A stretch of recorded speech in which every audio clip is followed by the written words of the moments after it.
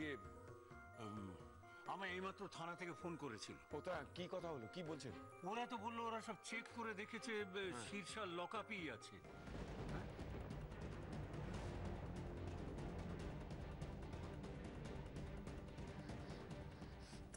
অসম্ভব, এটা হতে পারে না। মিথ্যে কথা বলছে, মিথ্যে কথা বলছে।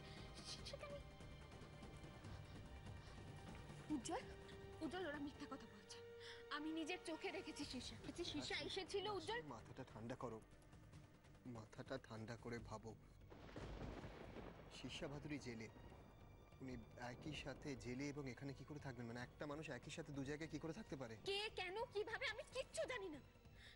শুধু আমি এটুকু জানি যে শীর্ষা এসেছিল, আমি নিজের চোখে দেখেছি, আর এটা তোমার বিশ্বাস করতে হবে। সেদিনকে অ্যাক্সিডেন্ট করার চেষ্টা করেছিল, তাতে আমাদের কোনো ক্ষতি হয়নি দেখে এখন আমাদের মেয়েটার উপর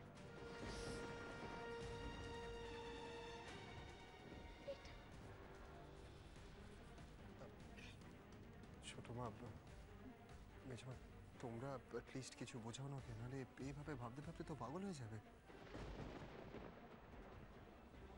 বৌদি একদম ঠিক কথা বলছে দাদা ভাই।